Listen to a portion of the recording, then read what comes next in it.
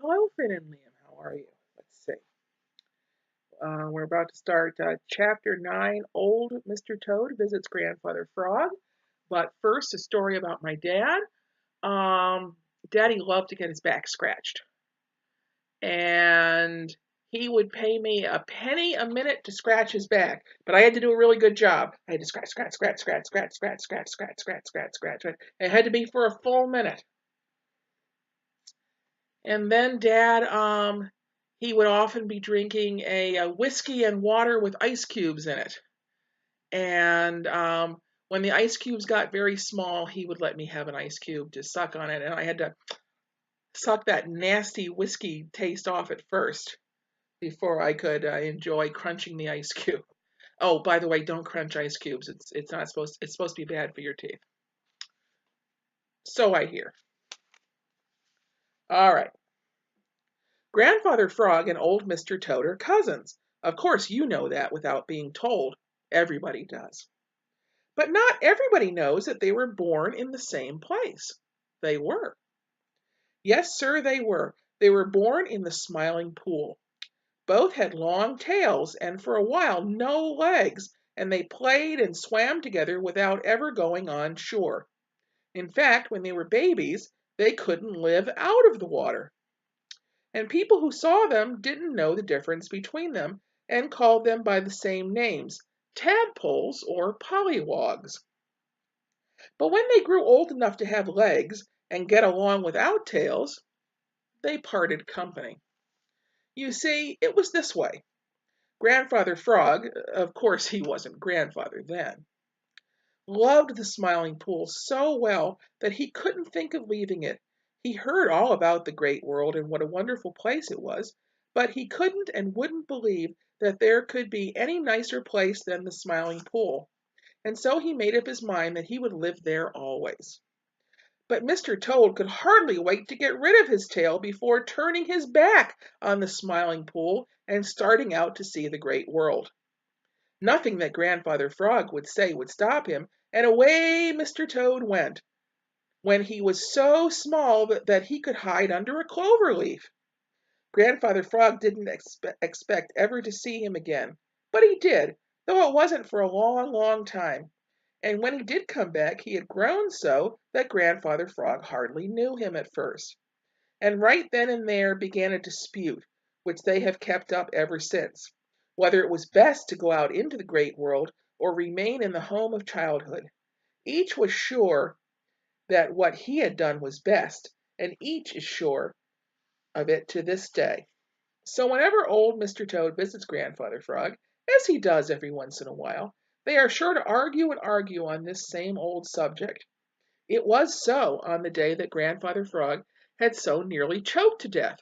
Old Mr. Toad had heard about it from one of the Merry Little Breezes of Old Mother West Wind, and right away had started for the Smiling Pool to pay his respects to Grandfather Frog and to tell him how glad he was that Spotty the Turtle had come along just in time to pull the fish out of Grandfather Frog's mouth.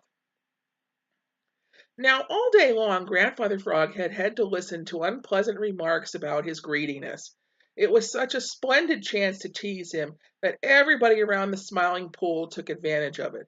Grandfather Frog took it good-naturedly at first, but after a while it made him cross, and by the time his cousin, old Mr. Toad, arrived, he was sulky and just grunted when Mr. Toad told him how glad he was to find Grandfather Frog quite recovered.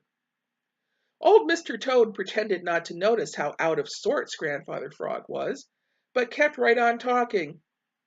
"If you had been out in the Great World as much as I have been, you would have known that Little Joe Otter wasn't giving you that fish for nothing," said he. Grandfather Frog swelled right up with anger. "Chug-a-rum!" he exclaimed in his deepest, gruffest voice. "Chug-a-rum! Go back to your great world and learn to mind your own affairs, Mr. Toad." Right away old Mr. Toad began to swell with anger, too. For a whole minute he glared at Grandfather Frog, so indignant he couldn't find his tongue. When he did find it, he said some very unpleasant things, and right away they began to dispute. "What good are you to anybody but yourself? never seeing anything of the great world and not knowing anything about what is going on or what other people are doing?" asked old Mr. Toad. "I'm minding my own affairs and not meddling with things that don't concern me, as seems to be the way out in the great world you are so fond of talking about," retorted Grandfather Frog.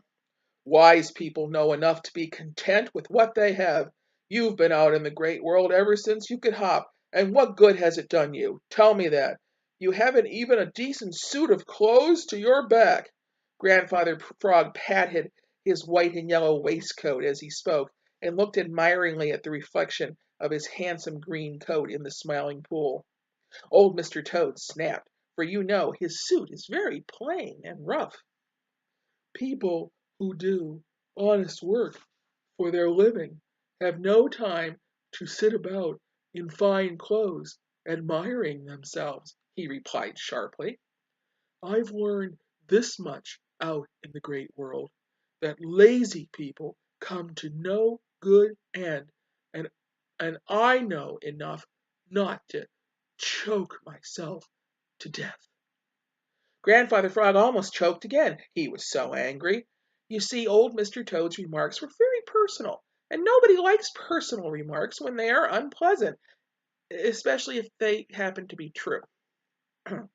Grandfather Frog was trying his best to think of something sharp to say in reply when Mr. Redwing, sitting in the top of the big hickory tree, shouted, "Here comes Farmer Brown's boy!" Grandfather Frog forgot his anger and began to look anxious. He moved about uneasily on his great big lily pad and got ready to dive into the Smiling Pool, for he was afraid that Farmer Brown's boy had a pocket full of stones, as he usually did when he came over to the Smiling Pool. Old Mr. Toad didn't look troubled the least bit. He didn't even look around for a hiding place. He just sat still and grinned. "You'd better watch out, or you'll never visit the Smiling Pool again," called Grandfather Frog. "Oh," replied old Mr. Toad, "I'm not afraid. Farmer Brown's boy is a friend of mine. I help him in his garden. How to make friends is one of the things the great world has taught me." "Chug-a-rum," said Grandfather Frog. "I'll have you know that." But what it was that he was to know, old Mr. Toad never found out, for just then Grandfather Frog caught sight of Farmer Brown's boy, and without waiting even to say goodbye, he dived into the Smiling Pool. Chapter 10. Grandfather Frog Starts Out to See the Great World. Grandfather Frog looked very solemn as he sat on his big green lily pad in the Smiling Pool. He looked very much as if he had something on his mind. A foolish green fly actually brushed Grandfather Frog's nose, and he didn't notice it at all. The fact is, he did have something on his mind. It had been there ever since his cousin, old Mr. Toad, had called the day before, and they had quarreled as usual over the question whether it was best never to leave home or to go out into the great world. Right in the midst of their quarrel, along came Farmer Brown's boy. Now, Grandfather Frog is afraid of Farmer Brown's boy, so when he appeared, Grandfather Frog stopped arguing with old Mr. Toad, and with a great splash dived into the Smiling Pool and hid under a lily pad. There he stayed and watched his cousin, old Mr. Toad, grinning in the most provoking way, for he wasn't afraid of Farmer Brown's boy.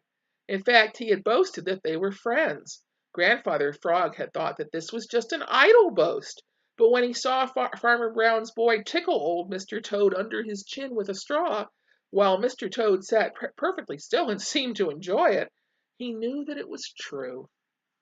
Grandfather Frog had not come out of his hiding place until after old Mr. Toad had gone back across the Green Meadows and Farmer Brown's boy had gone home for his supper. Then Grandfather Frog had climbed on his big green lily pad and had sat there half the night without once leading the chorus of the Smiling Pool with his usual great deep bass voice as he usually did. He was thinking very hard, and now this bright sunshiny morning he was still thinking. The fact is, Grandfather Frog was beginning to wonder if perhaps, after all, Mr. Toad was right. If the Great World had taught him how to make friends with Farmer Brown's boy, There really must be some things worth learning there. Not for the world would Grandfather Frog have admitted to old Mr. Toad or to anyone else that there was anything for him to learn, for you know he is very old and by his friends is accounted very wise. But right down in his heart he was beginning to think that perhaps there were some things which he couldn't learn in the Smiling Pool. So he sat and thought and thought. Suddenly he made up his mind. "Chug-a-rum," said he, "I'll do it." "Do what?" asked Jerry Muskrat, who happened to be swimming past. "I'll go out and see for myself what this great world my cousin, old Mr. Toad, is so fond of talking about is like," replied Grandfather Frog. "Don't you do it," advised Jerry Muskrat. "Don't you do anything so foolish as that. You are too old, much too old, Grandfather Frog, to go out into the great world." Now, few old people like to be told that they are too old to do what they please, and Grandfather Frog is no different from others. "You just mind your own affairs, Jerry Muskrat," he retorted sharply. "I guess I know what is best for me without being told. If my cousin, old Mr. Toad, can take care of himself out in the Great World, I can. He isn't half so spry as I am. I'm going, and that is all there is about it."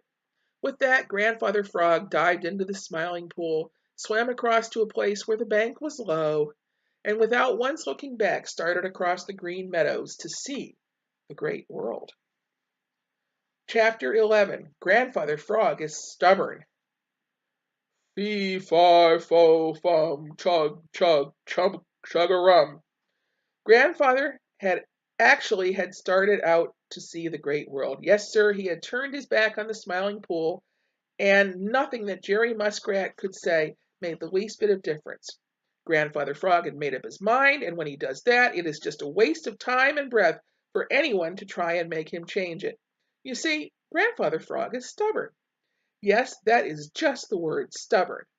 He would see for himself what this great world was that his cousin, old Mr. Toad, talked so much about and said was so much better than the Smiling Pool where Grandfather Frog had spent his whole life. "If old Mr. Toad can take care of himself, I can take care of myself out in the Great World," said Grandfather Frog to himself as, with great jumps, he started out onto the Green Meadows. "I guess he isn't any smarter than I am. He isn't half so spry as I am, and I can jump 3 times as far as he can. I'll see for myself what this great world is like, and then I'll go back to the Smiling Pool and stay there the rest of my life. Chug-a-rum! How warm it is!" It was warm. Jolly, round, bright Mr. Sun was smiling his broadest and pouring his warmest rays down upon the Green Meadows. The merry little breezes of Old Mother West Wind were taking a nap. You see, they had played so hard early in the morning that they were tired. So there was nobody and nothing to cool Grandfather Frog, and he just grew warmer and warmer with every jump. He began to grow thirsty. And how he did long for a plunge in the dear, cool, Smiling Pool. But he was stubborn. He wouldn't turn back, no matter how uncomfortable he was. He would see the Great World if it killed him. So he kept right on. Jump, jump, jump, jump. Grandfather Frog had been in the Laughing Brook and had been up the Laughing Brook and down the Laughing Brook, where he could swim when he grew tired of traveling on the bank, and where he could cool off whenever he became too warm. But never before had he been very far from water, and he found this a very different matter. At first he made great jumps, for that is what his long legs were given him for. But the long grass bothered him, and after a little the jumps grew shorter and shorter and shorter, and with every jump he puffed, and presently began to grunt. You see, he never before had made more than a few jumps at a time without resting, and his legs grew tired in a very little while. Now, if Grandfather Frog had known as much about the Green Meadows as the little people who live there all the time do, he would have taken the lone little path where the going was easy. But he didn't. He just started right out without knowing where he was going. And of course, the way was hard, very hard indeed. The grass was so tall that he couldn't see over it, and the ground so rough that it hurt his tender feet, which were used to the soft, mossy bank of the Smiling Pool. He had only gone a little way before he wished with all his might that he had never thought of seeing the great world. But he had said he was going to, and he would, so he kept right on. Jump, jump, rest. Jump, jump, jump, rest. Jump, and then a long rest. It was during one of these rests that he heard footsteps, and then a dreadful sound that made cold chills run all over him. It was coming nearer. Grandfather Frog flattened himself down as close to the ground as he could, but it was of no use at all. The sniffing came nearer and nearer, and then right over him stood Bowser the Hound. Bowser looked just as surprised as he felt. He put out one paw and turned Grandfather Frog over on his back. Grandfather Frog struggled to his feet and made two frightened jumps. "Bow wow!" cried Bowser, and rolled him over again. Bowser thought it was great fun, but Grandfather Frog thought that his last day had come. Oh dear.